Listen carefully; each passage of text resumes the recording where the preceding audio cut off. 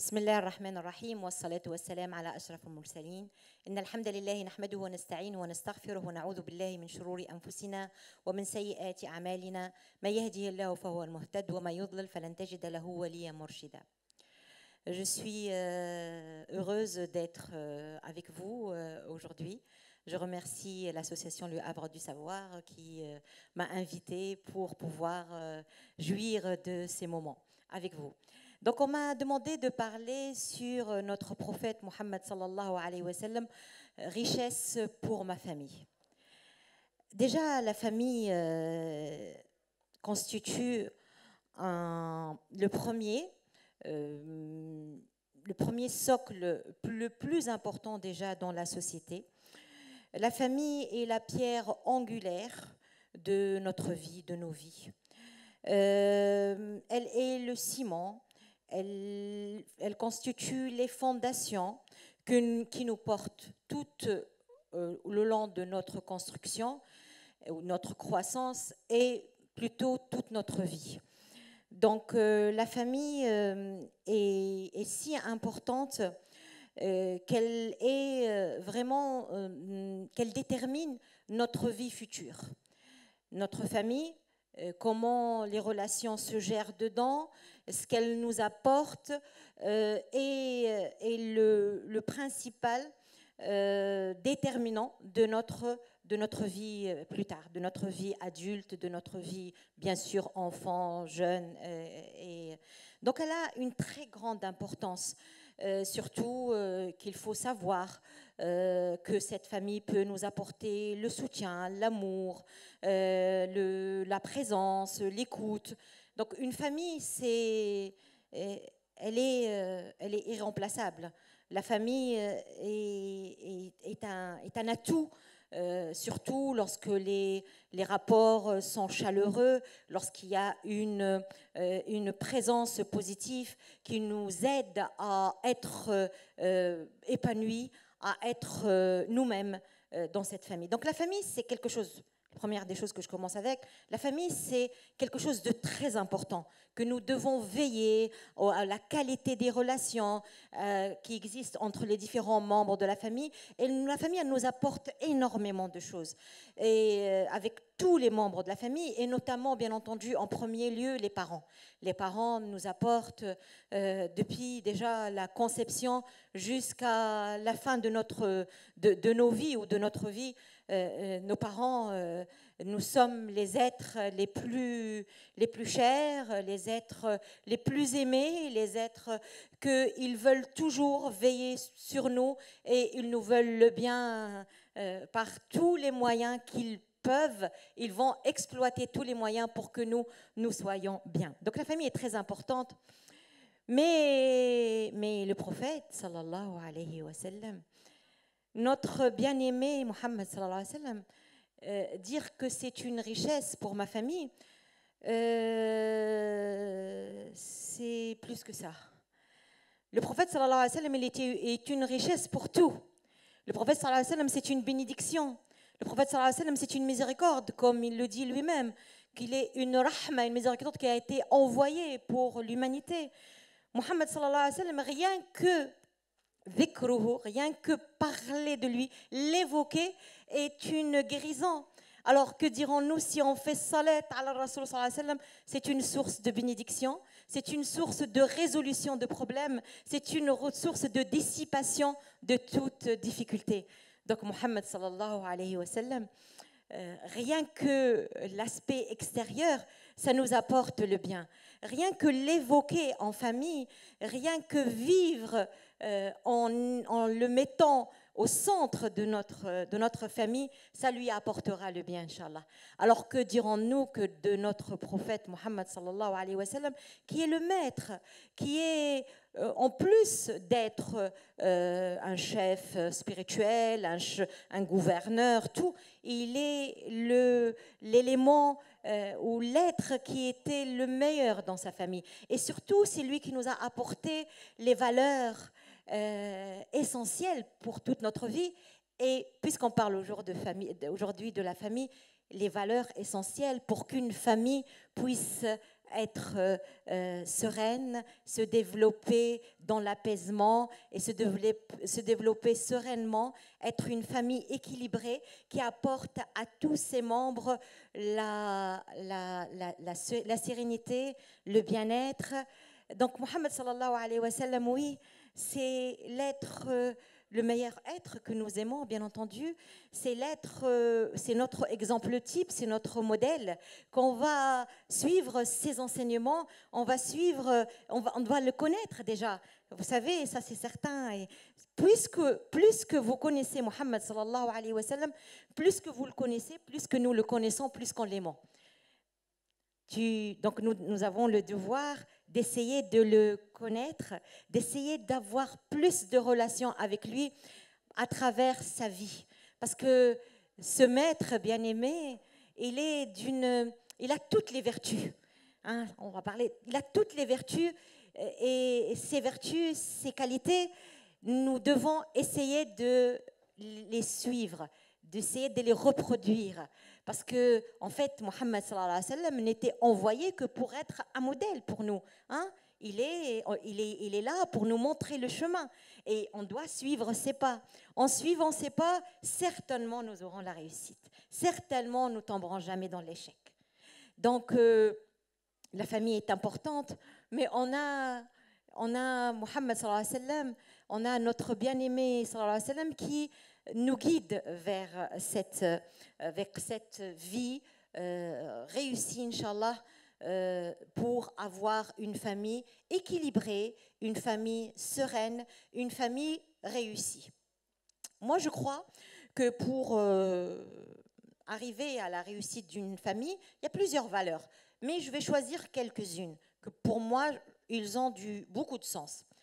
La première valeur, la première vertu, si je peux dire, ça peut être l'amour et la gratitude. Je vais essayer de développer après un petit peu. Donc l'amour et la gratitude, le respect et la bienveillance, la communication, l'indulgence, le pardon et la patience, et la miséricorde. Il y en aura d'autres certainement qu'on pourra développer, mais j'ai voulu prendre cela. Déjà, regardons notre maître sallallahu alayhi wa sallam. D'emblée, dès le début, il nous dit le meilleur d'entre vous, il y a deux traductions. Le meilleur d'entre vous, c'est celui qui est meilleur avec sa femme, son épouse. Et moi, je suis le meilleur avec mes épouses. Donc, le meilleur en termes de comportement, en termes d'attitude, en termes d'être, c'est celui qui est meilleur avec son épouse. Dans une autre traduction, il y a certains qui traduisent al-ahl par la famille. Donc ça va être le meilleur parmi vous, c'est celui qui est meilleur avec sa famille, et moi je suis le meilleur avec ma famille. Vous savez, lorsqu'on est à l'extérieur, c'est tout simple, tout facile de montrer une apparence. C'est-à-dire, tu me vois, tu dis oui, elle est gentille, elle est ceci, cela. Mais à l'intérieur, lorsqu'on vit au quotidien ensemble et que voilà, il y a du temps qui passe, il y a des petites il y a des petites frictions qui peuvent se faire. Malheureusement, on n'est pas toujours si droite ou si gentille ou si réservée. On peut des fois dépasser les limites. Mais non, notre maître bien-aimé Mohammed sallallahu alayhi wa sallam, il était en public, en privé, toujours fidèle à lui-même, toujours dans l'authenticité, toujours dans l'élévation et le bon comportement. Donc, je suis obligée de faire vite. Là, je ne suis qu'à l'introduction. Mais on va voir comment on va faire. Donc, j'ai dit que l'amour est important. Alors, comment le prophète, sallallahu alayhi wa sallam, vivait l'amour chez lui? Le prophète, il exprimait l'amour par tous les langages de l'amour. Hein? Il l'exprimait verbalement, il l'exprimait par les services rendus, il l'exprimait par les cadeaux, il l'exprimait par la présence, par tous les langages qu'on peut imaginer. Le prophète, sallallahu alayhi wa sallam, il n'avait aucune gêne à exprimer publiquement son amour pour sa femme Aïcha. Une fois, un compagnon, Amr ibn al-As, il est venu le voir, il lui a dit « Qui aimes-tu le plus, oh mon prophète ?» Le prophète, sallallahu alayhi wa sallam, a répondu « Ma femme Aïcha ». le compagnon, il espérait être le second dans la liste. Il lui a dit, qui après? Il lui a dit, son père, Abou Bakr. Donc là, vous regardez qu'il annexe les deux amours à sa femme. La première, c'est elle, le deuxième, c'est son père. Donc, et c'était une expression en public, il n'y a pas de gêne. Donc, et je vous encourage à le faire, à déclarer votre amour, à signifier verbalement votre amour, que ce soit pour vos enfants ou pour vos époux, pour vos épouses, parce que ça aide à rassurer, ça aide à se sentir bien. Le prophète sallallahu alayhi wa sallam, il faisait même à Saïda Khadija radiyallahu anha, après sa mort, des cadeaux à ses copines, à ses amis, pour justement manifester, exprimer cet amour. C'est une façon d'exprimer l'amour à Saïda Khadija qui était déjà partie. Saïda Fatima, lorsqu'elle venait le voir à la maison, le prophète, il l'accueillait à la porte de la maison. Il la prenait par la main. Bien sûr qu'il la prenait dans ses bras. Et après, il tient sa main, il parle avec elle, il échange avec elle, il lui demande comment elle allait. Il avance avec elle ensemble, ils avancent pas à pas et il la met dans son siège, l'endroit où il a l'habitude de s'asseoir. Vous voyez comment le prophète sallallahu alayhi wa sallam l'exprimait par tous les moyens. Le prophète sallallahu alayhi wa sallam embrassait ses enfants. Le prophète sallallahu alayhi wa sallam n'avait aucune gêne. D'ailleurs, une personne est venue le voir et lui a dit, ah, vous embrassez vos enfants? Nous, on ne le fait pas. Le prophète lui a dit, écoutez, si Dieu a ôté de votre cœur la miséricorde, je ne vais pas vous la donner. Hein. Si vous ne donnez pas de miséricorde dans votre cœur et que vous êtes fiers de ne pas embrasser les enfants, c'est votre affaire. Mais moi, je le fais et je les embrasse. Le prophète sallallahu alayhi wa sallam il apportait à son foyer la gaieté et la joie. Lorsqu'il rentre, oui, c'est le chef, c'est le prophète, il a tout le charisme, il a toutes les responsabilités et les difficultés, mais lorsqu'il rentre chez lui, il apportait la gaieté et la joie. Il se mettait à quatre pattes, les enfants montaient sur son dos, il plaisantait, il aidait sa femme dans les tâches ménagères.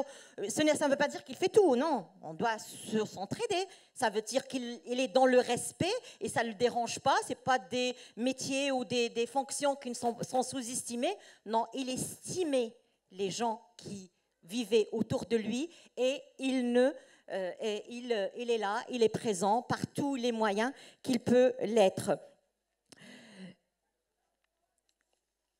Donc, pour l'amour, il y a plein de choses à dire.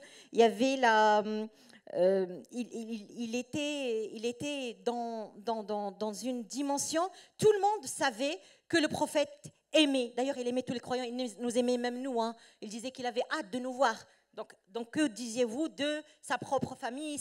Et ce n'est pas réservé à la petite famille, ça veut dire la femme et les enfants, et sachant que la famille du prophète, elle était large, puisque le prophète, sallallahu alayhi wa sallam, il avait, oui, ses femmes, mais il avait ses enfants, et elle avait l'enfant adoptif, et il y avait les jeunes qui vivaient à la maison. Donc il y avait pas mal de jeunes et pas mal de personnes qui étaient dans le foyer familial, mais il savait donner de l'attention à tout le monde et de l'amour à tout le monde, sans faire sentir à l'un ou à l'autre qu'il y a une certaine injustice. Non, le prophète essayait et il était équitable entre tout le monde.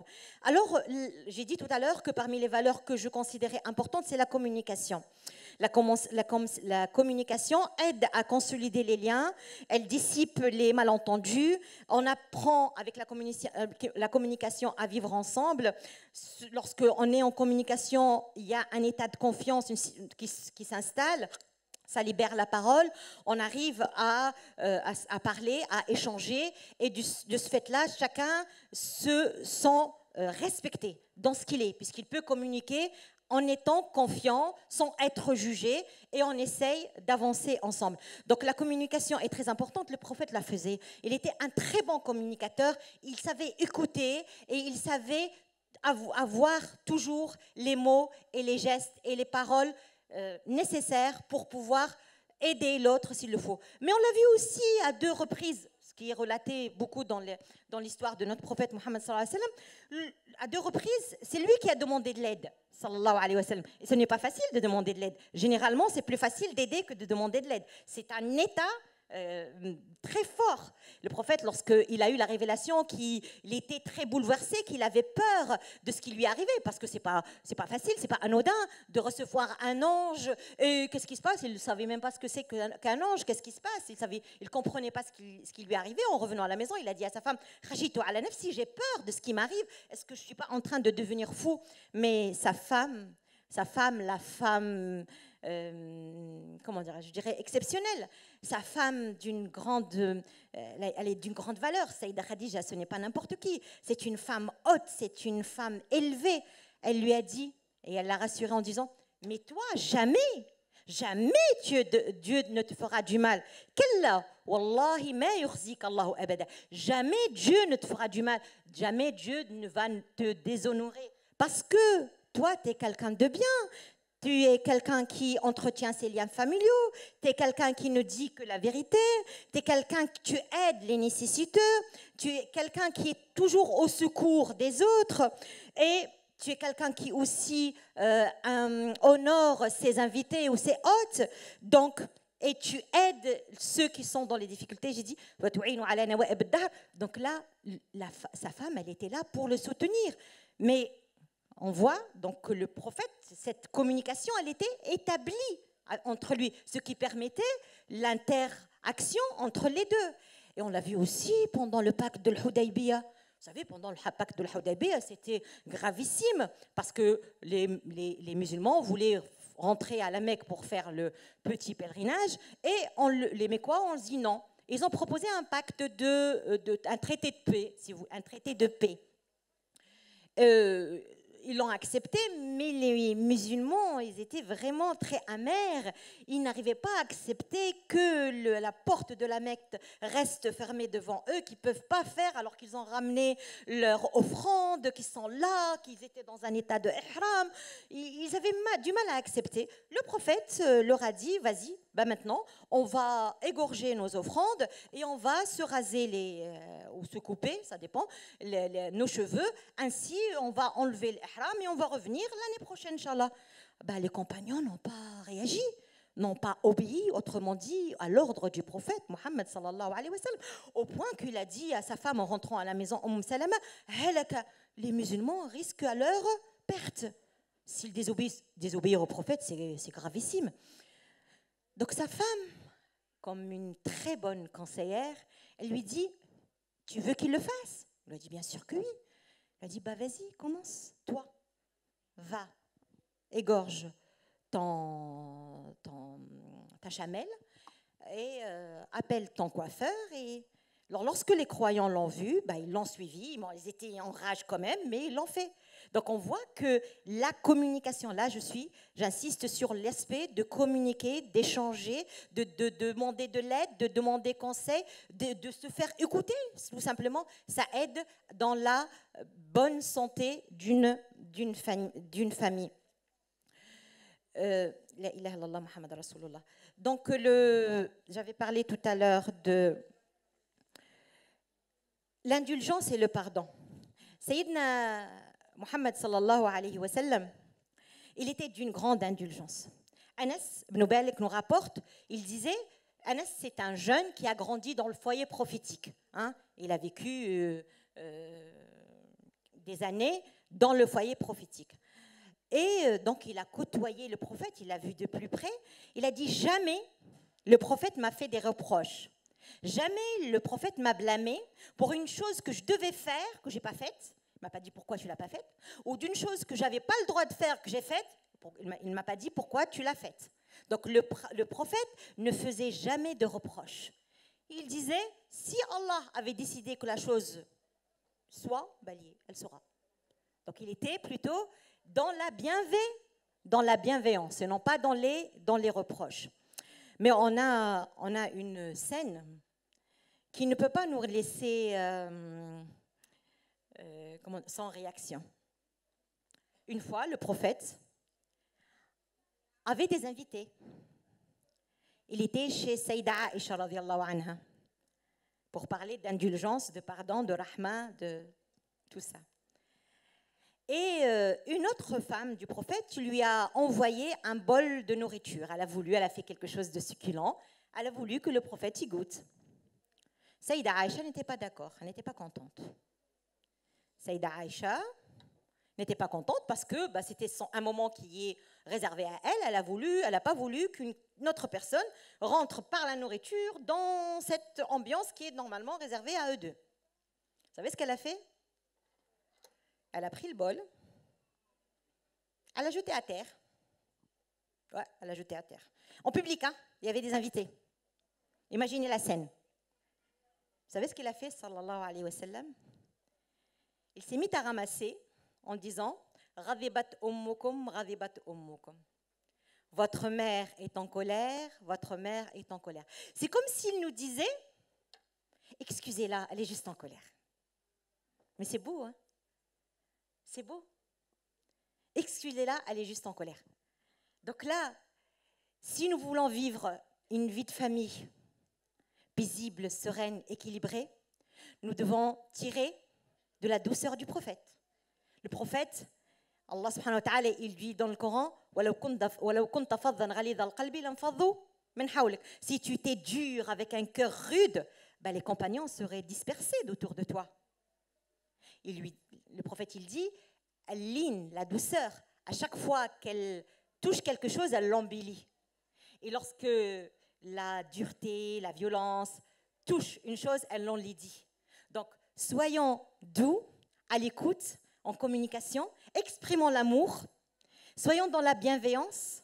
Le prophète, lorsque Anas, il le raconte, lorsqu'il ne savait pas faire quelque chose, le prophète il lui dit « Tanaha urik » éloigne-toi, je vais te montrer. C'est pas il commence à respecter, mais qu'est-ce que tu fais? Non, non, attends, je te montre comment faire. Parce qu'on ne sait pas. Donc notre bien-aimé Mohammed sallallahu alayhi wa sallam, franchement, j'aurais bien voulu plus de temps, mais on me dit que c'est la fin. Khayran, Inch'Allah. Nous devons chercher plus pour le connaître plus, pour l'aimer plus, pour le suivre, pour réussir notre vie dans cette vie ci-bas et réussir notre au-delà, Inch'Allah. Qu'Allah subhanahu wa ta'ala nous facilite. Subhana rabbika rabbil izzati amma yasifuna wa salamun ala al-mursalin walhamdulillahi rabbil alamin.